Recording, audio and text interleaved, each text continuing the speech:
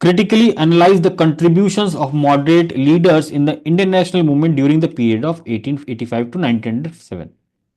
सो keyword क्या है? Contribution.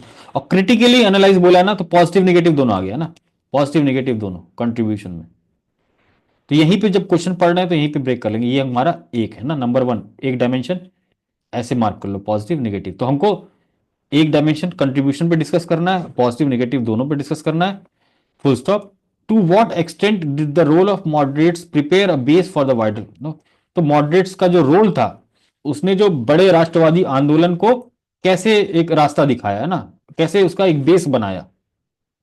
तो सवाल ये है, ठीक है। अब आंसर इसका थोड़ा देखते हैं क्या हो सकता है। अगेन यहां पर इंट्रोडक्शन कैसे शुरू करेंगे? Indian national Congress was founded in 1885, क्योंकि टाइम पीरियड यहां बोल रहे हैं ना 1885, तो यहां पर कांग्रेस का फाउंडेशन से शुरू हो रहा है। During its formative years was dominated by moderate leaders who significantly shaped, shaping की बात कर रहा है ना यहाँ, did the role of moderates prepare a base. तो कैसे शेप किया इसने?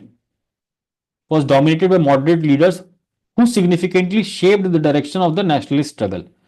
So एक बैकग्राउंड बताया, 1885 क्वेश्चन में टाइमलाइन दिया हुआ, तो बताया कि बेटा आईएनसी का फॉर्मेशन हुआ और उसमें जो भी लीडर्स थे वो मैक्सिमम मॉडरेट्स थे, और मॉडरेट्स क्या करते थे, उन्होंने शेप किया नेशनलिस्ट मूवमेंट को अर्ली फेज में। They believed in constitutional methods and peaceful means to achieve their political objectives within the framework of British rule. तो उनका एक बेसिक सा आइडिया भी बता दिया कि वो क्या चाहते थे, कि कॉन्स्टिट्यूशनल मेथड्स और पीसफुल तरीके का यूज किया जाए अपने पॉलिटिकल ऑब्जेक्टिव्स को अचीव करने के लिए with in the framework of British rule. तो ऐसा नहीं बोल रहे थे कि हमको सेल्फ रूल चाहिए, कि हमको कंप्लीट इंडिपेंडेंस चाहिए, वो तो बहुत बाद में आया स्वराज का कंसेप्ट, कंप्लीट स्वराज 1930 2930, ठीक है। तो अभी कोई स्वराज का कंसेप्ट था नहीं, बोले कि हमको लेजिस्लेचर में दे दो सीट, हमको इसमें दे दो, एग्जीक्यूटिव काउंसिल में सीट दे दो, यही बात हो रही थी। They believed in constitutional method, ये वाला हो गया। They have been called as moderates to distinguish them from extremist who emerged later in INC and whose methods were entirely different from moderates. So ये एक बैकग्राउंड है ना। अब इसको थोड़ा सा छोटा भी किया जा सकता है ना, 6-7 लाइन चलेगा लॉन्ग आंसर में, और वो भी पैराग्राफ ब्रेक के साथ। देन यू हैव एस्पेक्ट्स, ठीक है, मॉडरेट एक्सट्रीमिस्ट लीडर्स, यहां पर लीडर्स के बारे में बता दिया, मेथड्स ये बता दिया, ठीक है। फोकस ग्रेजुअल रिफॉर्म्स, इमीडिएट समाज, बेस ऑफ सपोर्ट क्या था, एजुकेटेड एलीट, है ना, वाइडर सेक्शन इंक्लूडिंग मासेस। तो ये जो हमने पढ़ा था, ये एक डिफरेंशिएटिंग फैक्टर ये बता दिया। देन की कॉन्ट्रीब्यूशन ऑफ मॉडरेट्स, क्योंकि ये 6-7 पन्ना लिखना है तो थोड़ा सा बिल्डिंग भी कर रहे हैं ना, कि इनके तरीके क्या थे, इनका मेथड क्या था, इनका फोकस क्या था, इनका बेस ऑफ सपोर्ट क्या था। देन की कॉन्ट्रीब्यूशन ऑफ मॉडरेट्स, है ना, number one, introduction of political consciousness, सबसे इंपॉर्टेंट चीज, पढ़े लिखे लोग थे, है ना, दादा भाई नारोजी ऐसे वाले लोग थे, सुरेंद्र नाथ बैनर्जी, आनंद मोहन बोस, पढ़े हैं हम लोग सब। तो पॉलिटिकल पढ़े लिखे लोग, है ना, लॉयर्स, तो पॉलिटिकल कॉन्शियसनेस को उन्होंने बढ़ावा दिया। These were the first generation of Indian leaders to raise political demands systematically and peacefully, है ना, सिस्टमैटिकली प्रॉपर, ये नहीं कि धरना प्रदर्शन करने लग गए या मतलब जाके उधर गोली डंडा चलाने लग गए, नहीं, जैसे रिवोल्ट, ट्राइबल रिवोल्ट और ये सब हुआ था, है ना। अब कैसे पीसफुल तरीके से, सिस्टमैटिक तरीके से इन्होंने हैंडल किया उस रिवोल्ट को, इसको, अपने ग्रीवेंसेस को और कंसर्न्स को। एजुकेटेड मासेस, है ना, उन्होंने मास को एजुकेट किया अबाउट राइट्स, है ना, अधिकारों के बारे में, made them aware about exploitative nature of colonial rule. दादा भाई नारोजी राइट्स के बारे में तो बहुत सारे सभा समितिज बने थे, उसके थ्रू अवेयरनेस, राइट्स का अवेयरनेस। एग्जाम्पल, है ना, एग्जाम्पल भी दे दिया यहां पर, Dadabhai Naoroji highlighted the economic drain of wealth through his drain of wealth theory. Number two, articulation of political demands. अब पॉलिटिकल डिमांड्स में क्या बात की, moderates made important demands like representation of India in the legislative council, मैंने बताया ना कि council में रिप्रेजेंटेशन मांग रहे थे। रिडक्शन इन मिलिट्री एक्सपेंडिचर, वो जो हमने पढ़ा है बेसिक सा पॉलिटी प्रीलिम्स में, वही चीज हम यहां पर पॉइंट्स यूज कर लेंगे जो डिमांड्स वाला। Involvement of education and health facilities, जो बेसिक सुविधाएं मिलनी चाहिए वो मिले, है ना। Repeal of unjust policies like arms act, vernacular press act, और भी अपने को जो एग्जांपल देना है हम यहाँ पर पॉइंट्स ऐड कर सकते हैं ना। तो अल्टीमेटली क्या बताएंगे यहाँ पर, क्वेश्चन यहाँ हमारा सबमिट क्या था, की कंट्रीब्यूशन क्या था। तो सबसे पहले पॉलिटिकल कॉन्शियसनेस लोगों में मास स्केल पे जनरेट की, कि भाई लोगों को पता चले कि ये कैसे एक्सप्लॉयटेशन हो रहा है हमारा। आज की जनता भी नहीं समझ पाती ना इनइक्वालिटी जो हो रही है समाज में, उनको भी समझाना पड़ता है ना डेटा से, वैल्यू से, कि भाई देखो गरीब गरीब हो रहा है, अमीर अमीर हो रहा है, ये है इकोनॉमिक गैप, ये है ग्लोबलाइजेशन, ये है ना, पढ़ोगे आप लोग जब पढ़ते हो तो वो ऑलमोस्ट नो, तो वो कॉन्शियसनेस भी आनी जरूरी है मासेस में ना, कि कोई बताने वाला तो हो, वरना तो लोग अपने काम में मगन है, उनको क्या फर्क पड़ रहा है कि कौन एक्सप्लॉइट कर रहा है कौन नहीं कर रहा। ठीक है, सो पॉलिटिकल कॉन्शियसनेस का उन्होंने इंट्रोडक्शन किया, तो इसके लिए हमने 2-3 पॉइंट लिख दिए। देन जो पॉलिटिकल डिमांड्स थी उनको उन्होंने कैसे आर्टिकुलेट किया कि भाई अपने को ये रिप्रेजेंटेशन चाहिए लेजिस्लेचर में, है ना, मिलिट्री एक्सपेंडिचर कम करो भाई, है ना, हमारे क्वालिटी ऑफ लाइफ उस पर काम करो, आप एजुकेशन दो, हेल्थ दो, है ना, अनजस्ट आपकी जो ये पॉलिसीज हैं, ये जो एक्ट्स हैं, उनको रिपील करो। तो ये पॉलिटिकल डिमांड्स पे 3-4 आप एग्जांपल दे सकते हो। देन इकोनॉमिक क्रिटिक की बात कर लेंगे ना, वो तो बता ही दिया, on poverty and on British rule, है ना, उसमें दादा भाई नारोजी ने ये सब चीजें बताई। फिर आरसी दत्त, इसके बारे में पढ़ते हैं ना हम लोग, 2 किताब के बारे में पढ़ते हैं, तो दोनों के बारे में बता देना कुछ कुछ। Then use of constitutional method, तो इन्होंने मेथड क्या यूज किया, they relied on 3P to engage with British government. Socio cultural reforms क्या डिमांड की, है ना, many moderate leaders like Naoroji, Gokhale addressed issues like caste discrimination, women education and child marriage. इसमें और भी नाम जोड़ सकते हो आप जो आपको याद आ रहा है। तो जो मॉडरेट लीडर्स थे उनका कंट्रीब्यूशन कैसे था नेशनलिज्म के डेवलपमेंट में 1885 से लेकर 1907 तक, क्योंकि उन्होंने इन सब चीजों पे भी काम किया। It created a progressive intellectual environment that complimented the political awakening. जो पॉलिटिकल अवेकनिंग हुई, जो जागृत हुए लोग, उसमें एक इंटेलेक्चुअल प्रोग्रेसिव एलिमेंट ना, वो भी इन्होंने डाला। तो आज भी समाज क्या हो जाता है, कई बार किसी किसी चीज पे रिग्रेसिव हो जाता है। तो उस समय के जो लोग थे, इंटेलेक्चुअल थे, पेपर में लिखते थे, बात करते थे, डिबेट होता था, डिस्कशन होता था, तो उसके through progressive intellectual environment create किया पूरे देश भर में, है ना, ताकि लोग चर्चा करें, बात करें, है ना। Then creation of pan India platform, तो कांग्रेस का फॉर्मेशन पैन इंडिया प्लेटफॉर्म बना था, है ना, first organised platform uniting Indians across regions, religions and caste. सब मतभेद को छोड़ के, हटा के इन्होंने क्या बनाया, प्लेटफॉर्म बनाया, आईएनसी, है ना। उसका भी जो प्रेसिडेंटशिप है वो रोटेशनल था, है ना, नो होम होम वाला आपका वो रीजन मिलता था। तो all you might have it. तो कितने दिमाग से उन्होंने बनाया कि नेशनलिज्म को कैसे डेवलप किया जाए, पूरे ये राष्ट्र में एक एक भावना कैसे जनरेट की जाए पूरे all over India, unifying India. So moderate का role, advocated for advocacy for civil rights, moderates championed civil rights या civil liberty such as freedom of speech, freedom of press, freedom of association. They opposed discriminatory laws like vernacular press act and worked to safeguard the right of Indian citizens। citizens तो गलत हो गया, Indians, है ना, Indians. तो advocate किया civil rights के बारे में। Then promotion of national education, है ना, उन्होंने एम्फेसाइज भी किया national education as a means to empower India politically and socially. ठीक है। देन लिमिटेशंस, अब इसकी लिमिटेशंस क्या थी इनकी, एलिटिस्ट नेचर हमने पढ़ी है कि मॉडरेट्स क्या एलिटिस्ट नेचर था, was limited to the educated urban elite and failed to engage with the rural masses or address the immediate concerns। ये बड़े मुद्दे पे फोकस कर रहे थे, जमीनी हकीकत पे इनको मतलब नहीं था कि लोगों को, क्योंकि उस समय उतना मैन पावर रिसोर्सेज वो सब भी नहीं थे ना।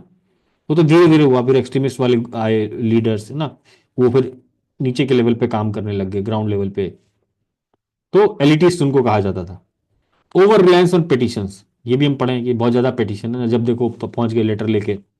So they believe in British justice and reliance on constitutional methods often made their efforts ineffective as British ignored their demands, है ना, ब्रिटिश उनको इधर उधर कर देते थे। कई लोग तो बिक जाते थे, जैसे आज भी बिकते हैं बहुत सारे लीडर्स दबाव में, वैसे उस समय भी लोग बिकते थे।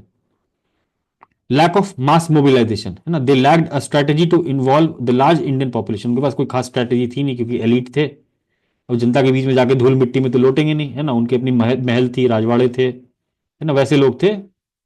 तो बस वो लिखने वाला काम, है ना, और बोलने वाला काम, इनके थ्रू वो इंटेलेक्चुअल टाइप से they were doing. Specially farmers workers, कौन जाता फार्मर वर्कर के पास, आज भी नहीं जाते लीडर, तो उस समय सोचो। तो बाद में जब लीडर्स आए, बाल गंगाधर तिलक, ऐसे लोग आए, एनएम जोशी आए, है ना, तो they take care of workers, labourers and all those things. So lack of mass mobilisation, उनके पास मास मोबिलाइज करने का सपोर्ट ही नहीं था, तो वो प्रेशर क्रिएट ही नहीं कर पाई, ये उनका लिमिटेशन था। स्लो प्रोग्रेस, है ना, तो उनका जो ग्रेजुअल ग्रेजुअल ग्रेजुअल है ना, धीरे धीरे वाला approach, didn't resonate with the younger, more radical sections of the leaders like Tilak, Bipin Chandrapal, Lal Balpal, who advocated for direct action. Swaraj 1906 में स्वराज की मांग की थी, but it was not spread. ठीक है, slow progress. Then role in preparing the base, है ना. अब क्वेश्चन में ये था कि how did they prepare role in the base, how did they prepare the base for wider freedom movement. तो सीधे हमने एक बॉक्स बनाया और जो क्वेश्चन की डिमांड है उसको लिखा यहां पर, और उसके बाद अपना जो भी पॉइंट्स है 5 पॉइंट्स यहां लिख दिए, 5 6 जो भी है, जैसे भी लिखना है. तो ये डायग्राम आपको यूज करना है या फिर से ना वैसे पैराग्राफ फॉर्म में लिखना है. दीज आर क्रिएटिव थिंग्स, है ना. आप यहां से सीखो खाली. Institutional foundation for independence, political education and awareness among citizen. Base कैसे बनाया, फाउंडेशन कैसे बनाई. कल को भारत का फाउंडेशन, आज वाले जो जनरेशन है उनका फाउंडेशन कैसे बनेगा, है ना, कि वो पढ़े, है ना. तो एजुकेशन इज इंपॉर्टेंट. तो पॉलिटिकल एजुकेशन था, अवेयरनेस किया, है ना. इंस्टीट्यूशनल बनाया ना, इंस्टीट्यूशन बनाए, आईएनसी बनाया. ठीक है, उसके जो भी मीटिंग्स थे वो होने लग गए. Legacy of civil right advocacy, है ना. सिविल राइट्स के लिए एडवोकेसी करते थे, सारे लॉयर्स ही थे मोस्टली, है ना. Laid foundation for constitutional and fundamental rights. ठीक है, जो डिमांड्स थी वो अल्टीमेटली किस में ट्रांसफॉर्म हो गई थी, constitutional fundamental rights. Evolution of political ideologies leading to the adoption of mass based and radical approaches. तो धीरे धीरे क्या हुआ, मंथन हुआ, है ना. तो उसमें से अलग अलग पॉलिटिकल आइडियोलॉजीज भी सामने आई. तिलक की अलग आइडियोलॉजी थी, है ना, मॉडरेट्स की अलग आइडियोलॉजी थी, but ultimately all they were nationalist. तो preparing the base for wider freedom movement, base कैसे बनाया उन्होंने ना, अलग अलग पॉलिटिकल आइडियोलॉजी की शुरुआत की. हर लीडर अपने आप में एक इंस्टीट्यूशन था उस समय, है ना. कोई भी दादा भाई नौरोजी कितने बड़े इंस्टीट्यूशन थे, वो अपने में इंस्टीट्यूशन थे. Similarly other model, S N Banerjee, अभी तक हम बात करते हैं ना, first civil servant to go jail, मतलब वो जो भी है जेल. तो ये रहा role in preparing base for wider freedom movement. अब इसमें अपने पॉइंट्स और आप इंक्लूड कर सकते हो जो भी आपको लगता है. अब अचीवमेंट्स है, तो अचीवमेंट्स में हम ये डायग्राम बना सकते हैं ना. Political achievement, social and cultural achievements, institutional long term achievements. Expansion of achievement में क्या हुआ, काउंसिल में एक्सपेंशन हुआ, है ना. सिविल लिबर्टीज मिली, है ना, कुछ कुछ प्रेस एक्ट्स आए, रिप्रेजेंटेशन एंड गवर्नेंस मिला. तो ब्रॉडर कीवर्ड्स यूज करेंगे यहां पर. एग्जांपल भी दे सकते हैं ना, कब क्या हुआ, क्या सीधे एग्जांपल ही दे सकते हैं ना, पॉलिटिक्स में क्या अचीवमेंट हुआ. Social and cultural achievements, national awakening हुआ, सेक्युलर एंड नेशनलिस्ट वो हुआ, स्पिरिट डेवलप हुआ, एडवोकेसी फॉर सोशल रिफॉर्म्स. ठीक है, economic critic of British policies, है ना. इंस्टीट्यूशनल लॉन्ग टर्म कंट्रीब्यूशन क्या रहा, इकोनॉमिक क्रिटिक, बहुत लंबा टर्म में उनको नुकसान पहुंचा है. जो ड्रीम थ्योरी थी, जब वो रिपोर्ट आई थी उसके बाद कौन सी कमेटी बनी थी, anyone remembers, I am just forgetting. दादा भाई नारोजी की रिपोर्ट के बाद कौन सी कमेटी बनाई थी ब्रिटिश ने उसकी इंक्वायरी करने के लिए, एनीवन रिमेंबर्स. विल बी हाँ, विल बी कमेटी. वेलबाय कमीशन, है ना.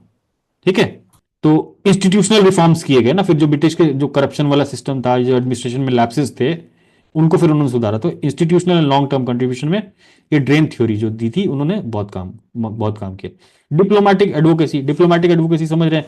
1892 में बात की थी कि लंदन में वहां बनाएंगे आईएनसी का हेडक्वार्टर, ऑफिस बनाएंगे, है ना, वहां से ऑपरेट करेंगे, ओवरसीज करेंगे. तो डिप्लोमेटिक एडवोकेसी में कौन है, श्यामजी कृष्ण वर्मा, बीकाजी कामा, इन सबको तुम किसमें काउंट करोगे, उधर की साइड में. और जो पुराने लीडर्स थे जो बाहर यूरोप से काम कर रहे थे, अमेरिका से काम कर रहे थे, उन्होंने भी जो आईएनसी का ओवरसीज ब्रांच था, है ना, 1892 में बात की थी ये हम वहां पर बनाएंगे ब्रिटेन में, बट वो लंदन में, सॉरी, है ना. So these were his diplomatic advocacy, है ना. मॉडरेट्स डिप्लोमेटिकली एडवोकेट भी करते थे, है ना, टॉकिंग इधर उधर दूसरे देशों से, है ना, सपोर्ट के लिए. Then you have to write a conclusion. The achievement of moderate leaders during 1885 to 1907 were instrumental in shaping. Conclude कर रहे हैं ना, तो बताएंगे कि ना इस दौरान समराइज कर देंगे. लॉन्ग आंसर में जनरली समराइज करना होता है, क्योंकि बहुत सारी चीजें हम बात कर लिए हैं, तो हम उसको समराइज कर दें कि दो अचीवमेंट था मॉडरेट लीडर का इस पीरियड में, इंस्ट्रूमेंटल था, है ना, early phase of Indian national movement को शेप करने के लिए. लेकिन वाइल द स्ट्रेटेजीज में सीम लिमिटेड, है ना, अब यहां पर थोड़ा सा बैलेंस किया, अगर उनकी स्ट्रेटेजीज लिमिटेड लगती हैं, बट वो सब्सिक्वेंट रेडिकल अप्रोचेस की तरफ मूव की, है ना. They were essential in fostering political consciousness among Indians and establishing a sense of national identity, है ना. The legacy of these moderate leaders is evident in how they paved for future leaders like Gandhi and Nehru, है ना, who would take up their mantle but push for more immediate changes in response to colonial repression.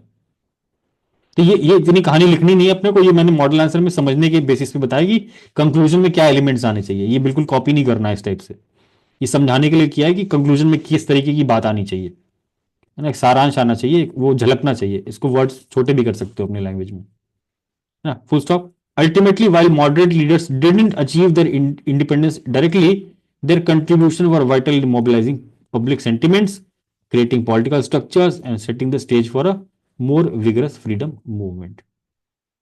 अब यहां पर हम वो वाला coat भी use कर सकते हैं ना, तो वो जो बाल गंगाधर तिलक ने बोला था, moderates are the extremist of today as the extremist of moderate will be today tomorrow, ऐसे करके उनका स्टेटमेंट भी है उसमें, स्पेक्ट्रम वाली बुक, ठीक है। So try to go through this model answers, है ना, मॉडल आंसर्स देखेंगे, जो डिस्कशन, जो इतनी सारी चीजें समझाई है ना, वो तुम समझ लो, आप लोग समझ लो कि इसमें मैंने सारी इंपॉर्टेंट चीजें बता दी है ना, जो एक आंसर में रिफ्लेक्ट होनी चाहिए ना। From the structure part, structure कैसे करना है, डायग्राम्स कैसे यूज करना है, पॉइंट्स को कैसे ना इंपॉर्टेंस के बेसिस पे या प्रायोरिटी के बेसिस पे कैसे लिखना है, I discuss everything, specially the short answers, क्योंकि सबसे ज्यादा दिक्कत उसमें होती है। लंबे में तो आदमी कुछ भी लिख देता है, कहानी भर के आ जाता है पेज, बट यहाँ पर ज़रूरत क्या है, शॉर्ट आंसर में कैसे हम अपने आइडियाज़ को कंसाइज करें, है ना, और मैक्सिमम चीज़ें दिखाएं, ताकि वो कंप्लीटनेस की भी फीलिंग आ जाए एग्जामिनर को। और हमको 50% मार्क्स चाहिए, अराउंड 50%, और मैं कट ऑफ से अपनी अपनी कैटेगरी में कट ऑफ से ऊपर रहूंगा। तो ये हम, मैं कैटेगरी को दिमाग में रख के नहीं कर रहा हूं, और कोई अपने कैटेगरी को दिमाग में रख के इसको तैयारी ना करें, है ना। Just think you are in general, you have to give your best. तो ये माइंडसेट रहना चाहिए हमेशा, बाकी जब जो मिलना होगा वो अपने आप मिल जाएगा।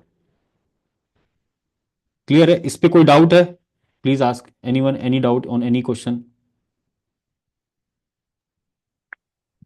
सर शॉर्ट लेंथ में कोटेशंस यूज करना होगा, तो बेस्ट पोर्शन क्या है, कंक्लूजन या फिर इंट्रो? क्या चीज? अच्छा, उसको कोट्स यूज करने के लिए। कोटेशन से ये सर, जैसे प्रियम्बल है सर, तो प्रियम्बल पे मुझे राजेंद्र प्रसाद का कोई कोटेशन डालना है। हम्म। जैसे उन्होंने बोला था sir, preamble is the soul of our constitution, hmm. encapsulating the encapsulating the essence of our democracy। तो हम्म। इसमें इंट्रो में डालूं तो बेटर होता है, या फिर नहीं नहीं, इंटो इसे नहीं, इंटो कंक्लूजन नहीं, में? कंक्लूजन में डालो ना। ओके सर, मतलब कोटेशंस को कंक्लूजन में हम डाल सकते हैं, 1-2 लाइंस का होगा तो? जनरली, है ना, क्योंकि पॉलिटी में तभी सेंस बनेगा ना। पहले तुम प्रेम्बल बताओ भाई, यस प्रेम्बल सर। क्या है ना, उसके बाद तुम बताओगे। अब शुरू में लिख दोगे कि राजेंद्र प्रसाद ने ये बोल दिया। अरे पहले अंदर की बात तो बताओ। अगर क्वेश्चन पूछ रहा है कि ब्लू प्रिंट कैसे बता रहा है preamble about the goals of the constitution, है ना, यस सर। तो पहले ये तो बताओगे ना, preamble is the preface of the constitution according to K M Munshi. Yes sir. सबसे पहले तो ये बताओगे ना, प्रीफेस है हमारा कॉन्स्टिट्यूशन का, प्रीफेस का मतलब क्या है, full stop. According to K M Munshi, या जो भी है नाम मुझे याद नहीं आ रहा एकदम, is the preface to the constitution, है ना, full stop. It has all the basic elements, या जो भी है ना, उसमें सारे एलिमेंट्स हैं जो अपने कॉन्स्टिट्यूशन में है, या जो भी हमारा पॉलिटिकल सिस्टम है उसके बारे में बात कर रहा है। It includes yes all sir. the facets of, है ना, it includes all the facets of political, social, economic aspects of our state या कंट्री, है ना, इस तरीके से जो भी तुम बताना चाहो।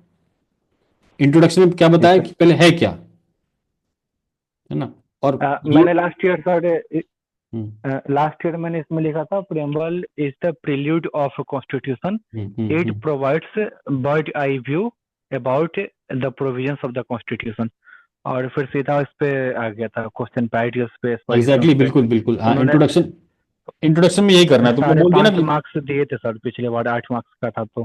5.5 मिला था। ये सर। हाँ, बस समझ रहे हो ना कि क्या करना है, मैंने वही बता दिया तुमको। अब तुम किसी का भी कॉपी उठा के देख लो, चाहे यूपीएससी देख लो, चाहे बीपीएससी देख लो, जो भी टॉपर है, और नंबर देख लो। जो मैंने इंट्रोडक्शन बोला है, जिस तरीके से बोला है ना, बस उसको समझ लिया जिस दिन, और अपने आंसर्स में ले आए उसको।